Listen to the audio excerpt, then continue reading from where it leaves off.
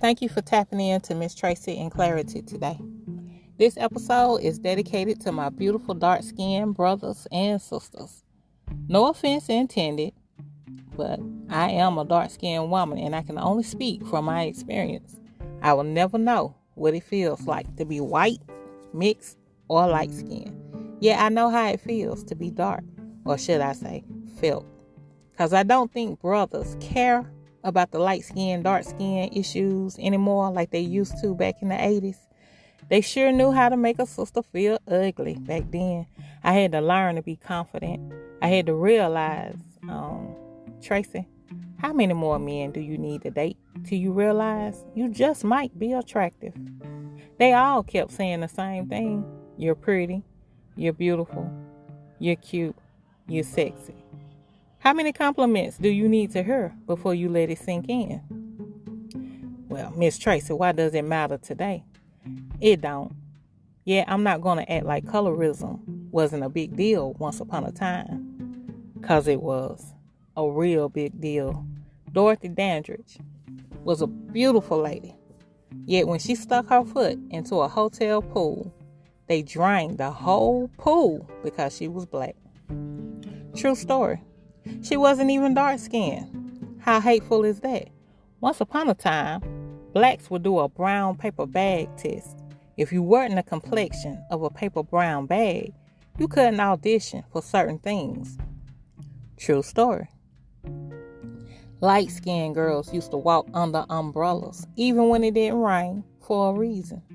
I had a friend who was told by her elders she was light-skinned, but she was told to not date a dark man because they wanted to keep the light-skinned lineage going. If she did get married, they wanted her to marry a light man. I've witnessed some retarded things and times in my day. And God knows I have. I've been told, you pretty to be dark. I didn't look at it as an insult at the time. It didn't offend me. I was just happy to hear pretty. People are offended at such a comment now. My mom taught me that light people had white blood in them. Dark skin is what you're supposed to be originally. This is why they say the blacker the berry, the sweeter the juice. She used to sing this song to me by Sonny Charles and the Checkmates called Black Pearl. I'll be sharing it at the end of this episode. So my Spotify listeners, you already know, and it's a beautiful song. I still listen to this song to this day. I used to have a friend that had self-hatred issues real bad. Bad. She was dark-skinned like me, but she hated on the pretty dark-skinned girls. Her comments would disturb my spirit sometimes because, like, what are you talking about? She was just so damn hateful sometimes. I don't have a hating bone in my body. If you got it, girl, you got it. God made me how he made me, and he made you how he made you. That's just how I look at it. I will never put blonde hair in my head as a dark-skinned woman. Y'all can miss me with that. There's a subtle diss to yourself as a black woman when you do that. For those who think it's not that deep, yes it is. If it wasn't, then go look at the Good Times animated reboot and tell me why Florida has blonde hair now. Esther Roll, who played Florida Evans in Good Times, will roll in her literal grave if she saw that mess today. You have no idea what the conscious actors and actresses of that time went through to bring us real images of ourselves as black people. Youngins, you don't have a clue. Rest in peace to Louis Gossett Jr., by the way. Let me get back to my topic. Chill out, dark girls. We've been on deck. That's all I'm saying. Don't go another year thinking you're not good enough or pretty enough to do anything. Those days are over and been over for a while. I just don't think we realized it. I know I didn't. Kenya Moore won the Miss America pageant in 1993. Who gonna hate on her? Not me.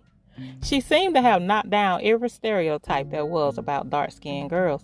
Vanessa Williams was the first black woman to win Miss America in 1983. Yet, Kenya took it a little further. These are my opinions now, so don't get in your feelings. I have respect for both women. They have both been class acts in my eye. This episode was intended to wake up my fellow dark-skinned sisters that are in that old self-hatred mindset. Uproot those lies that you've been told. I'll share a lie that I was told by my own boyfriend at the time. He said dark girls are evil. Yeah, he was my man. I had never heard no mess like that in my life. I'm glad I never received that mess. I'll share something else. This was a conversation I overheard at work. These two young girls were sitting behind me in their cubicles, and they were in their 20s, and I was in my 30s.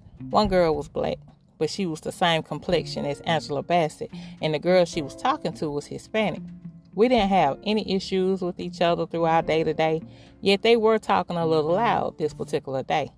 I couldn't help but hear them. I'm sitting right there. I don't know if they meant for me to hear it or not. I don't think they did. They were just talking to be talking, like most girls in their 20s do.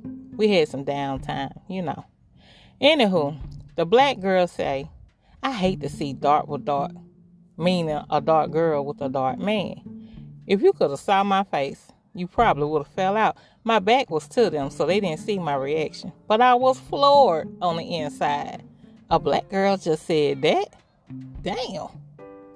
My big brother helped my confidence back in the day with that issue because he was a good-looking dark guy that liked dating dark girls. My brother, he looked like a mini Idris Elba. I call him my little big brother because he's like 5'8". I'm 5'11". Though he smile, he is fierce. It's something about those male Tauruses. Yet he snatched me out of those stereotypes people got trapped in.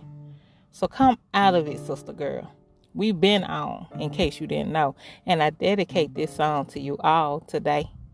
If you have any comments about today's episode, you can contact me at uniquelyt77@gmail.com. That's UNIQUELYTEE77@gmail.com. If you are not on Spotify, I could really use you over there. It's a different atmosphere on Spotify. Most of my episodes have songs at the end. So I do push my YouTube listeners to go over there and subscribe, follow, rate, all that goodness. And everybody have a blessed day. Godspeed.